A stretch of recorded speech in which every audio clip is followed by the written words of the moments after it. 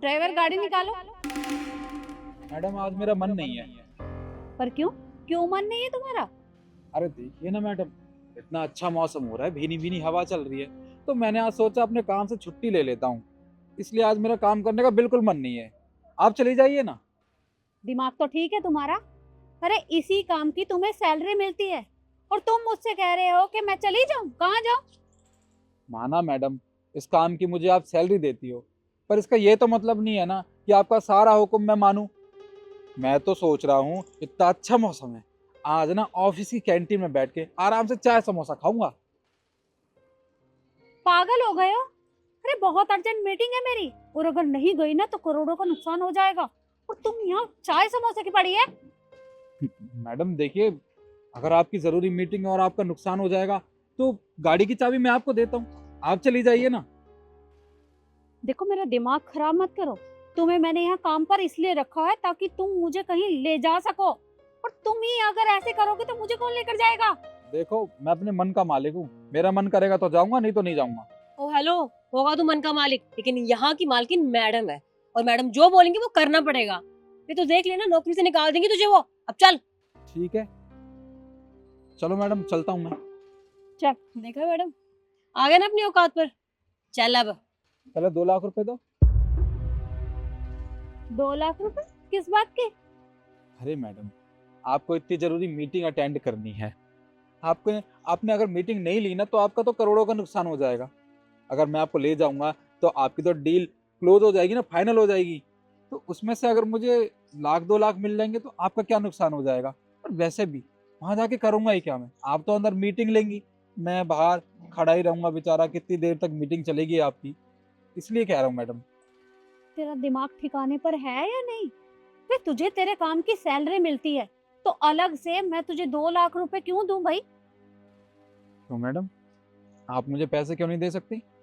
अरे माना कि आपकी मजबूरी है और मैं आपकी मजबूरी का फायदा उठा रहा हूँ, पर आप भी तो मेरी मजबूरी का फायदा उठाते हैं ना। अरे मैंने तेरा फायदा कब उठाया? तू भूल गया है? मैं सड़कों पर दर दर भटक रहा था, मैंने तुझे यहाँ काम दिया था, और उस काम के बदले तू मुझसे बहस कर रहा है। मैंने कब फायदा उठाया तेरा? मैडम, आपको नहीं पता, जब आपने मुझे अपने यहाँ काम पे रखा था तब क्या कहा था मुझसे कि मेरी सैलरी 15,000 रुपये महीना है और 1 तारीख को मेरे अकाउंट में पैसे आ जाएंगे। याद है आपको? हाँ, अच्छे से याद है मुझे कि मैंने तुझे कहा था कि मैं पूरे 15,000 रुपए दूंगी। मैडम, आप अपनी बात से मुकर गई हैं। अरे कुछ महीने तक तो मुझे हर महीने 15,000 रुपये मिलते थे, वो भी 1 तारीख में। पर अब तो मुझे 10,000 रुपये महीना मिलता है, वो भी कितने दिन हो गए। मैडम, आपको ऐसा नहीं करना चाहिए था। मैंने सोचा कि 10,000 रुपये मिल रहे हैं, मैं इसमें भी गुजारा कर लूंगा, पर अब तो आज 13 तारीख हो गई है और 1 तारीख को मुझे तनख्वाह मिलती है। अब मेरी बेटी की तबीयत खराब है मैडम, बहुत ज्यादा। अब मैं किससे भीख मांगने जाऊं? अरे किससे किससे दर दर भटक के पैसे मांगू? अरे तुम झूठ क्यों बोल रहे हो? जैसे ही 1 तारीख आती है मैं सबकी सैलरी ट्रांसफर कर देती हूँ, और तुम्हें पूरे 15,000 रुपए मिलते हैं। तो तुम ये अनाप शनाप बातें क्यों कर रहे हो? अच्छा, मैं अनाप शनाप बात कर रहा हूँ? मैडम, माना मैं गरीब हूँ, पर ईमानदारी की रोटी खाता हूँ, कभी झूठ नहीं बोलता। अगर आपको मेरी बात पे यकीन नहीं है तो पूछ लीजिए मैडम से। शिखा, क्या कह रहा है ये? मुझे कुछ भी समझ में नहीं आ रहा। देखो, एक तो मैं ऑलरेडी बहुत लेट हो गई हूँ, ऊपर से ये बहसबाजी किए जा रहा है।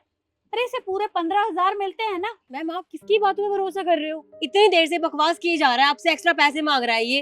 आपका टाइम खराब कर रहा है। और मैंने तो कुछ भी नहीं किया, आप इसकी बातों में भरोसा कर रहे हो? पागल।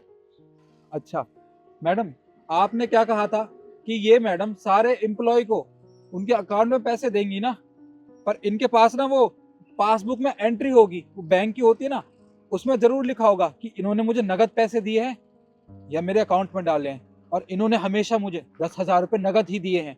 जहाँ तक मुझे पता है कि हमारे ऑफिस के जितने भी एम्प्लॉय हैं सबकी सैलरी ऑनलाइन ट्रांसफर होती है। वो जो तुमने अभी सैलरी ट्रांसफर की है उसकी ट्रांजैक्शन मुझे दिखाओ। मैम, आप किसकी बातों पे भरोसा कर रहे हो? ऐसा कुछ भी नहीं है। मैं सैलरी देती हूँ, और वो ट्रांजैक्शन वो वो शर्म आनी चाहिए तुम्हें। अरे मैंने तुम्हारे ऊपर भरोसा किया और तुम इसके साथ ये सब कर रही थी। Sorry ma'am. क्या आई एम सॉरी? इसे इसके सारे पैसे वापस करो और माफी मांगो इसे।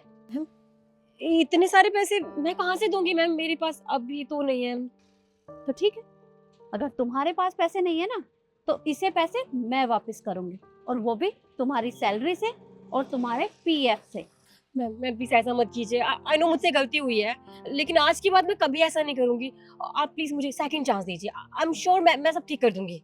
बिल्कुल नहीं, मैं तुम्हें माफ नहीं करने वाली और ना ही तुम्हें दूसरा मौका मिलेगा।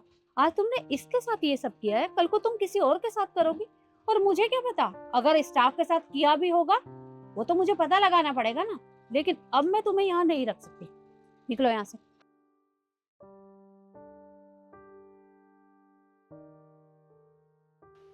और राजू, मुझे माफ कर दो, मुझे नहीं पता था कि शिखा तुम्हारे साथ ये सब कर रही है। अगर मुझे पता होता तो मैं ऐसा होने नहीं देती। पर तुम चिंता मत करो, तुम्हारे जितने भी पैसे हैं वो मैं तुम्हें दूंगी। मीम साहब, आप मुझे भी माफ़ कर दीजिए। मैं शिखा मैडम की सच्चाई आपके सामने लाने के लिए इतना कुछ भूल गया आपसे। मुझे ऐसा नहीं करना चाहिए था। अरे तुम माफी क्यों मांग रहे हो? माफी तो बल्कि मुझे मांगनी चाहिए कि शिखा ने तुम्हें इस तरह से परेशान किया।